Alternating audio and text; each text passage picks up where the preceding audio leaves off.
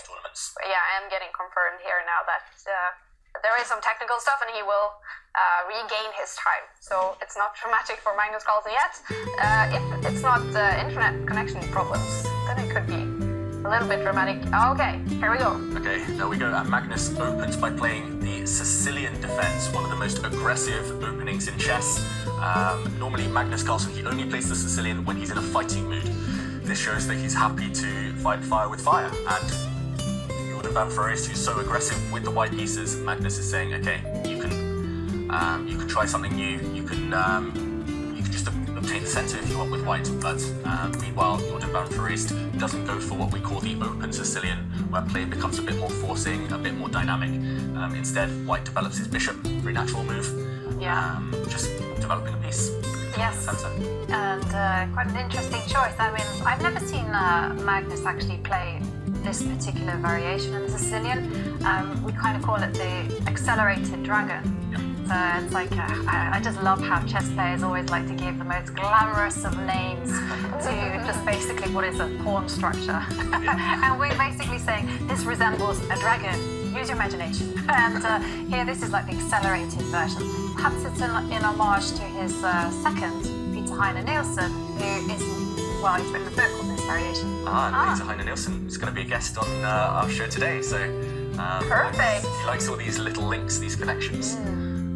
That must be why. He plays the London system every time he plays in England, or the English opening. So maybe he's playing the Sicilian Dragon because his coach has been studying it with him. And meanwhile, after a bit of a long think there, we see Magnus Carlsen bring his bishop, the dark squared bishop, out onto the long diagonal. That's why we call it the dragon. When black puts his bishop, that dark squared bishop, on the longest diagonal, we also call that a fianchetto. Okay, and Jorden Van Foreest pushes a pawn, getting ready to expand.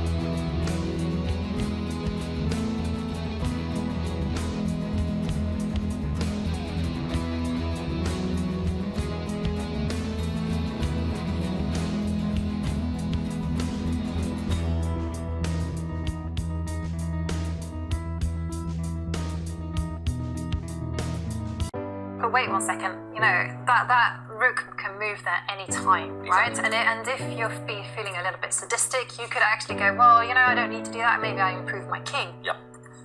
Yeah. Bring the black king in. I can see you doing something like that. Been advocating that for a while. You know, okay. Well, that wasn't the rook move I was expecting. So Magnus, instead of going straight for the kill, he just protects his pawn. So that black pawn now protected by the rook and the bishop. But I just think there's no rush. Now we will see Magnus maybe just start to improve the black king in a moment. Jorden, he's just trying to improve the white bishop, but the problem is it takes so long to get back to anywhere decent. He's got no real targets with his bishop. Now Magnus can simply grab a pawn. White's bishop finally getting back into the game, finally to the center, but I think Magnus, he can do anything pretty much here. He can just grab that white pawn on the left of the board, or, okay, first he goes, he drops down his rook. He's going to try and check the white king, force the white king away from the protection of that black pawn, of the promotion square at least, and now pushing forward. I mean, Magnus, he's barely even pausing to think. He's got complete domination here. Look at this, the white king trapped, barely able to move, the white rook and white bishop forced to stay on their squares to protect the promotion square of black's pawn. White is completely paralyzed, he just cannot move. I don't even see a legal move for white. Okay, he pushes his rook forward, but now Magnus going for the kill. He's trying to eliminate that bishop, and if he does, which he will, once he removes that biship, yeah, black pawn will make a new queen. And it's going to be game over, right? Because that bishop cannot make a single move. Yep. Wherever the bishop goes, it will get attacked, it will get checked, or black will just make a new queen.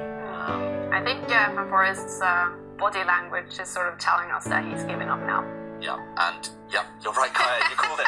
Van Foreest resigns, Magnus takes the win. Wow, fantastic start for Magnus Carlsen in his own tournament, the Magnus Carlsen Invitational, with a win against Jorden Van Foreest, and couldn't be a better start for Magnus Carlsen. Wow, and well, he's not looking too happy, he's looking relaxed, he's looking